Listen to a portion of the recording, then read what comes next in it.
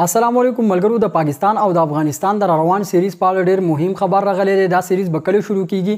د دې سیریز تاریخونه هم معلوم شوي دي. دا سیریز به اوس په دوبۍ کې نه تر سره کیږي بلکې په بل هیواد کې به تر سره کیږي. او آی سی سی یو ځل بیا د پاکستان او د افغانستان سره ډیر زیاتې کړي دي. نو ټول معلومات در سره په دې ویډیو کې شیر کوم. نو ویډیو راست تر اخره پورې وګورئ. راځو ملګرو د پاکستان او د افغانستان د روان سیریز په اړه خبره کوو.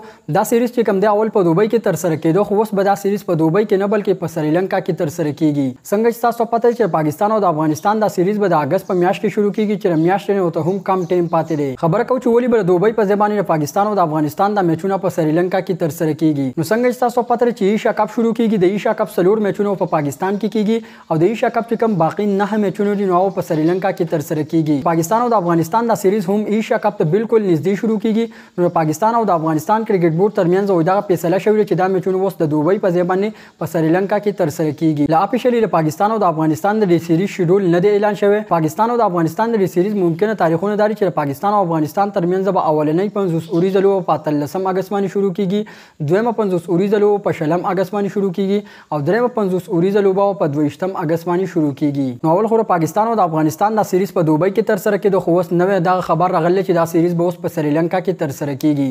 د دې سیریز میزبان یعنی کوربه به افغانستان وي او د پاکستان او د افغانستان د سیریز به ایشیا کپ ته بالکل نږدې شروع کیږي.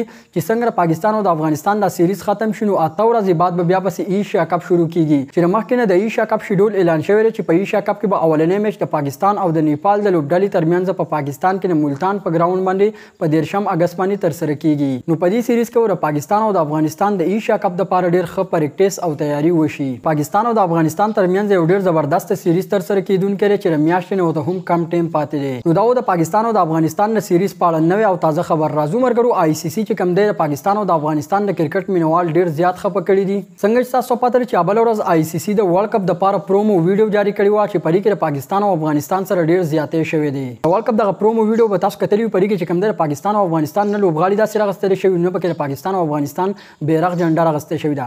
که تاسو ګورئ نو په پرومو ویډیو کې اول هم د انډیا بیرغ جنډې دي، ویرات کوهلی پکې راغستل شوی دی، د ایم اس دونی شاټونه پکې راغستل شوی دي، داس د استرالیا پکې ډیر کلاړیانو چې کوم د شاټونه راغستل شوی دي. د ورلد کپ پر پرومو ویډیو کې صرف د 2 سکندو لپاره شاهین افریدي او وهاب ریاض راغستل شوی دي او د 1 سکند لپاره پکې صرف راشد خان راغستل شوی دی. نه پکې د افغانستان بیرغ شته، نه پکې د افغانستان د کلاړیانو د شاټونه راغستل شوی دي، نه پکې د پاکستان د کلاړیانو شاټونه راغستل شوی دي. دا چې کوم د مکمل زیاتره نو په دې وجه باندې د پاکستان او د افغانستان ډیر د کرکټ مینوال د آی سی سی نه په دې باندې خپه دي او د پاکستان ډیر د کرکټ مینوال د آی سی سی نه دا ګیله هم کوي چې په اوس وخت کې بابر اعظم د آی سی سی په ون ډے رینکینګ کې د دنیا نمبر 1 بیټسمن دی او بابر اعظم په دې پرومو ویډیو کې سریبو د راغستل شوی دی او د افغانستان ډیر د کرکټ مینوال د آی سی سی نه هم دا ګیله کوي چې د ورلد کپ پر پرومو ویډیو کې صرف د 1 سکند لپاره راشد خان راغستل شوی دی، نور نه پکې افغانستان بیرغ شته، نه پکې افغانستان د لوبغاړو داسې شاټونه شته. دا پرومو ویډیو به تاسو کتلی پرې کې نیم په نیمه چې کوم د صرف د انډیا د لوبغاړو شاټونه دي، د انډیا بیرغ دی پکې او د استرالیا ډیر لوبغاړو شاټونه پکې راغستل دي، داغو بیرغ دی پکې. نو تاسو سره یې نظر لرئ چې د آی سی سی پر پرومو ویډیو کې د پاکستان او د افغانستان د لوبغاړي د قصد نه دی راغستل شوی کنه په ایډیټینګ کې غلط شوی دي. خپل نظر زما سره ضروری شیر کړئ.